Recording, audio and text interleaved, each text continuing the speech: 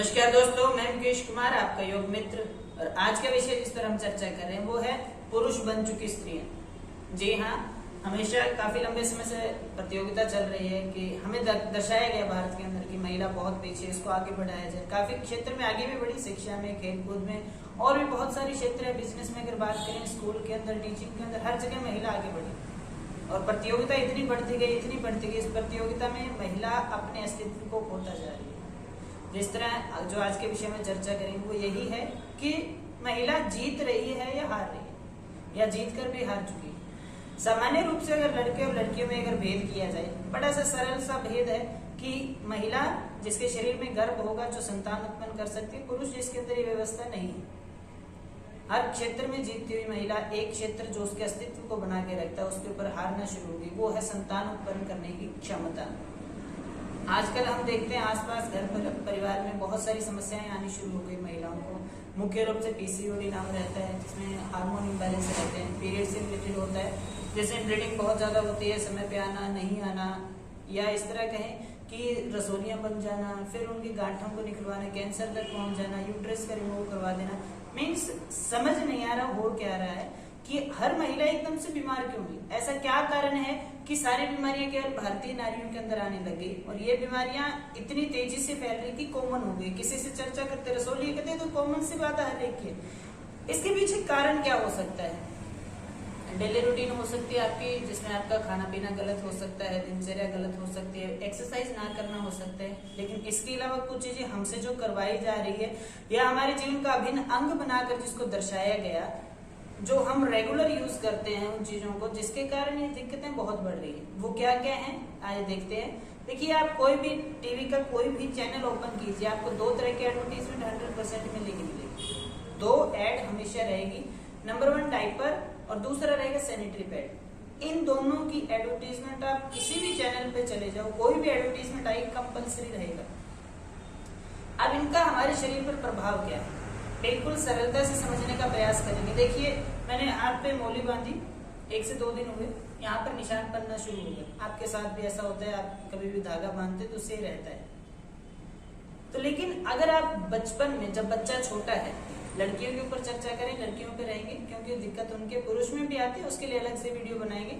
देखिए, विचार व्यक्तिगत है, किसी को बुरा लगे उसके लिए क्षमा चाहेंगे, लेकिन व्यक्तिगत अनुभव इतना रहा, जो बच्चियां आई उन्होंने इस चीज को फॉलो किया, उसके बाद रिजल्ट इतना अच्छा है कि मन की आपको भी बताया जाए कि छोटी आयु में जो आज की माताएं हैं वो करती क्या है।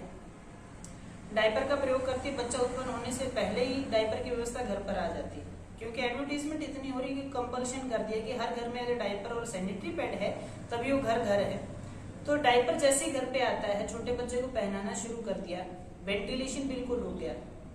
जो उसके प्राइवेट पार्ट है उसके पास हवा का नहीं है, स्पर्श वो नहीं कर सकते। तो इसका मतलब वहां से जो उसकी वास्तविकता है वो कहीं ना कहीं खोती जा रही है। उसके विकास का जो क्रम वो बाधित हो गया, क्योंकि छोटी आयु में ही विकास सबसे अच्छा होता है। हम देखते हैं बच्चा छोटा होता है, जल्दी जल्दी बढ़ना शुरू हो जाता है, वो हर चीज में जल्दी बढ़ता है। लेकिन 24 घंटे अगर एक पॉलिथीन से कवर करके रखोगे, आलस्य माँ का, जिसके कारण ये दिक्कत आई कि 24 घंटे उसने पहना के रखा डायपर, जब समय मिला उसको संभाल लिया, फिर से दूसरा डायपर पहना दिया। कब तक? 3 से 4 वर्ष सामान्य रूप से इतना रहता है। हमें एक दिन में जब ये निशान इस हाथ पर लग सकते हैं या हमारी स्किन के ऊपर लग सकते हैं, तो बच्चों की स्किन तो बहुत ज्यादा सेंसिटिव होती है और प्राइवेट पार्ट की बहुत ज्यादा सेंसिटिविटी होती है। और उसके ऊपर अगर 3-4 साल लगातार सुबह, दोपहर, शाम 24-24 घंटे ये चीजें रखोगे तो उन अंगों का विकास संभव ही नहीं है, अर्थात वो विकसित नहीं हो पाते उस स्तर तक जितना उनको चाहिए।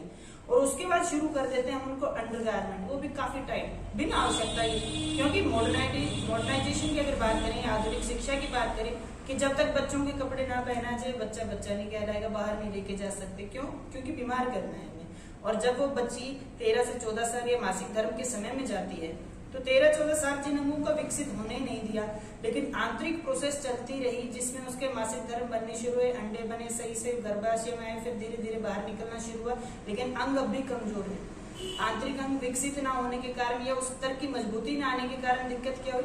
पेन बहुत होता है, ब्लीडिंग बहुत ज्यादा होती है। या इससे बचने के लिए जो गलतियां करती है लड़कियां सबसे ज्यादा, नासमझी के कारण कर लीजिए, क्योंकि मार्केट में ऐसी दवाई आ गई है, आ रही है लंबे समय से, दवाई लेंगे आपको पीरियड्स नहीं आएंगे, डिले होते रहेंगे।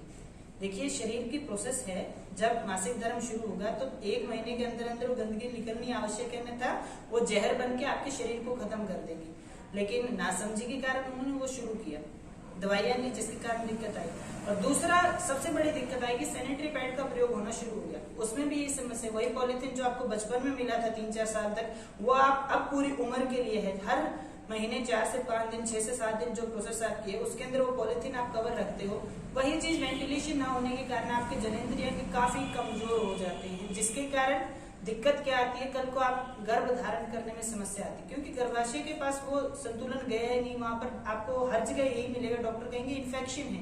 इन्फेक्शन क्यों है? क्योंकि आपने उसको कवर अप रखा, अंदर गर्मी बढ़ती रही, जिसके कारण गंदगी अंदर ही अंदर रहती इस स्तर तक आ गई कि वो संतान उत्पन्न नहीं कर सकते, उसके खुद के जो अंडे हैं वो कमजोर हो गए, जिसके कारण आया IVF सेंटर की इनफर्टिलिटी आ गई। कोई बात नहीं, आपको दवाइयों से औषधियों से ठीक कर देंगे। ये जितनी तेजी से बढ़ रहे हैं, किसी भी देश के अंदर डॉक्टरों की संख्या का तेजी से बढ़ना, इसका मतलब वहां की आम जनता बीमार हो रही है बहुत तेजी से।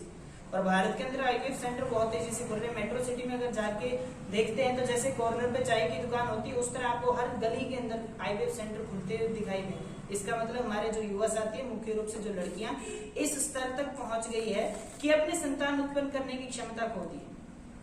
कारण देखिए, अभी तो 2 आपको बताए। नंबर 1 आपका जो डायपर बचपन में रहता है, क्योंकि एक तरह से हमें मूर्ख बनाया जा रहा है। कहा जाता है कि अगर झूठ को 100 बार बोला जाएगा, और हमारे यहाँ पे तो रोज रोज बोला जाता है, हर चैनल पे बोला जाता है, तो हमें वो कंपल्शन लगना शुरू होगा कि ये नहीं होगा तो हमारा सोसाइटी में स्टैंडर्ड नहीं रहेगा। आप ये क्या करें, बच्चियां अगर सैनिटरी पैड की जगह कपड़े का प्रयोग करेगी, सूती कपड़ा जो सोखेगा, और अगर उसका रिमूव करते चेंज करते तो नया कपड़ा जाएगा, कम से कम वहां पर जो फंगल इन्फेक्शन जो गंदगी वो साफ तो होगी।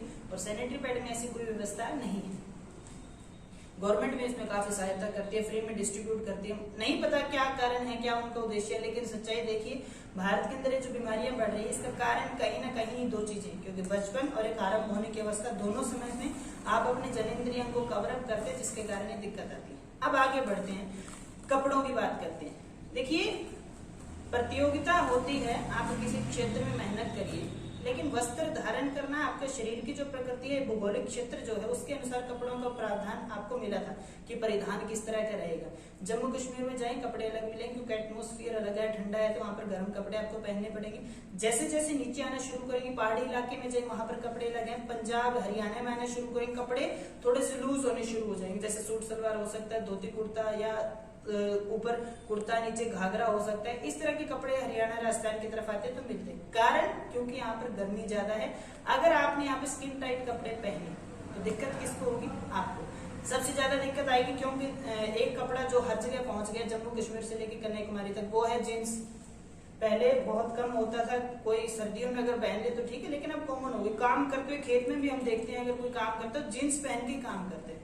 अब जींस में होता क्या है, महिला का जो आवरण है, शरीर की जो प्रकृति है, उसको बहुत ही अच्छे से बनाया परमात्मा ने, तो उसके लिए इससे नीचे के भाग रिलैक्स होना जरूरी है, ताकि वेंटिलेशन होता रहे, जनेंद्रिय अंगों का अच्छे से विकास हो पाए। लेकिन अगर आपने जींस पहन लिया, एक तो उसका आसन छोटा रहता है, छोटे होने के कारण आपका जो वेजिना पार्ट है बिल्कुल ऊपर की तरफ दबाव में रहेगा, और दूसरा आपका जो कमर है, यहाँ पे लॉक लग जाता है, जिसके कारण आपकी कमर यहाँ से बहुत दबाव में आती है, पेन आपके मिले कमर दर्द सबके रहता है। और इसके बाद जो सबसे बड़ी समस्या आती है, जो पेट बढ़ने की है, पेट बढ़ना चाहिए, यहाँ पर बढ़ा हो कोई दिक्कत नहीं है, लेकिन पेट कहाँ बढ़ रहा है, यहाँ अगर बेल्ट मैंने बांधी है, पैंट मैंने पहनी, पैंट के अंदर की तरफ जहां पर दबाव नहीं होना चाहिए, वहां पर मांस बढ़ना शुरू हो गया। कारण यहाँ से बंद कर दिया, नीचे से आपने जींस पहने जिसका आसन छोटा है, नीचे बढ़ नहीं सकते, तो ऊपर की तरफ बढ़ते बढ़ते नाभि के नीचे की तरफ इतना दबाव बढ़ता है, जिससे कल को आप संतान धारण नहीं कर सकते। और कई जगह तो होता है कि शरीर बाहर आना शुरू हो गया, कुछ बच्चियों का संतान पेट में वो बाहर आना शुरू हो, कारण हो रहा, लेकिन सामान्यतः भी शरीर का बाहर आना शुरू हो गया। दूसरा, उनके साइड में थाइस साइड में फैलने शुरू हो गए। थाई जो लड़कियां पैंट पहन के चलती हैं, उनको खुद को अजीब लगता है कि साइड से यहाँ पर कुछ गोल गोल आकृति बन गई, मांसपेशियां साइड में क्यों बढ़ गई? कारण छोटे आसन और टाइट जींस या पैंट पहनने के कारण ये दिक्कत आ गई। देखिए, बराबरी कपड़ों से नहीं होती। अगर कपड़े पहने जाने से ऐसा कुछ होता है कि आप आगे हैं तो आप कपड़े पहनिए, लेकिन अगर कपड़ों का आपके स्वास्थ्य पे प्रभाव पड़ रहा है, आपके अस्तित्व खत्म हो रहा है, तो आपको वस्त्र नहीं पहनने चाहिए। कोशिश कीजिए कपड़े लूज हों, बिल्कुल रिलैक्स हो, जिसको आप पहने कोई दिक्कत आपके ऊपर ना आए, शरीर पे कोई दिक्कत ना हो, कोई रोग ना हो, हर काम को अच्छे से कर सकते जब तक आप फिजिकली और मेंटली रिलैक्स हैं।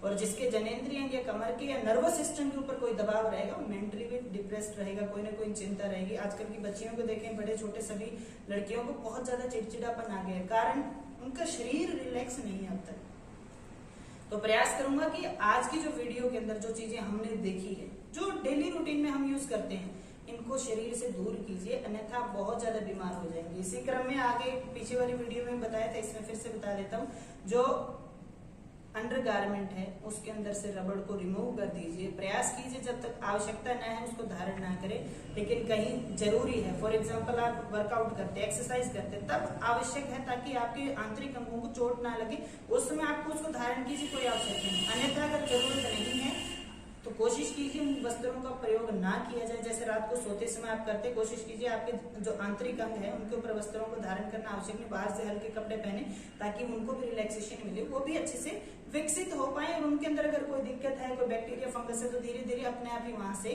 दूर हो जाए। और इसमें बहुत सारी चीजें हैं जो चर्चा की जाती है, लेकिन वीडियो में सब चीजें नहीं रहती, क्योंकि समस्याएं बहुत चीजों से हमने अपने आप को बीमार किया। तो प्रयास करूंगा आप इस चीज को समझे होंगे और अपने जीवन में लागू करेंगे, क्योंकि ये चीजें इतनी तेजी से फैल गई, आप समझ नहीं पाएंगे, समझ नहीं सकते। क्योंकि जो छोटी छोटी बच्ची आके कहती पीसीओडी, हार्मोन इम्बैलेंस हो गए, मीन्स आपका अस्तित्व डगमगा गया है। छोटी छोटी बच्चियों के अंदर पीसीओडी का रोग जो नहीं होना चाहिए, सामान्यतः हर एक जो स्कूल के अंदर पढ़ती है, 8, 9, 10, +1, +2 के अंदर जो बच्ची है, उनके अंदर ये दिक्कत बहुत तेजी से फैल चुकी है। तो प्रयास कीजिए इसको लागू करें। घर से सैनिटरी पैड और डायपर को हटा दीजिए, अन्यथा आपके बच्चे का भविष्य अंधकार में रहेगा। और ये अगर इतने अच्छे होते तो भारतीय सभ्यता तो इतनी विकसित थी, ये कब की ये चीजें कर चुकी होती, लेकिन भारत के अंदर इसकी आवश्यकता नहीं थी। कोशिश कीजिए कपड़ों को थोड़ा सा लूज पहना जाए, हल्के कपड़े पहने, प्रकृति के अनुसार। ठीक है, सर्दियों में आप भी कहोगे हल्के कपड़े पहने, सर्दियों में तो बीमार हो जाओगे, लेकिन सामान्य डेली रूटीन में आप जो भी कपड़े पहनते हैं, प्रयास कीजिए कपड़े आपकी स्किन से थोड़ा सा हल्का रहे, रिलैक्स रहे, सूती कपड़े हों, जिससे वो पसीना आए तो उसको भी सोख ले। तो इसी तरह हम नए विषय के साथ फिर से मिलेंगे।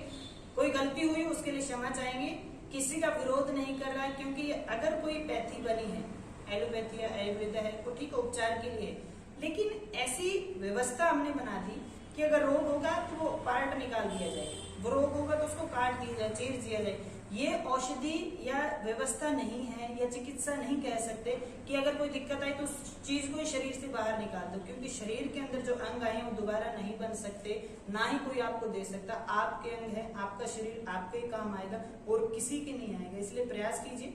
अगर कोई संशय रह जाते हैं तो आप मुझसे बात कर सकते हैं, नंबर पे कॉल कीजिए, यहाँ पर विजिट करते हैं, यहाँ पर आकर मिल सकते हैं। और हमेशा स्वस्थ रहे, आनंद में रहे, इन्हीं विचारों के साथ हम आपसे विदा लेते हैं और फिर से नए विषय के साथ फिर से मिलेंगे। तब तक धन्यवाद। जय हिंद, जय भारत।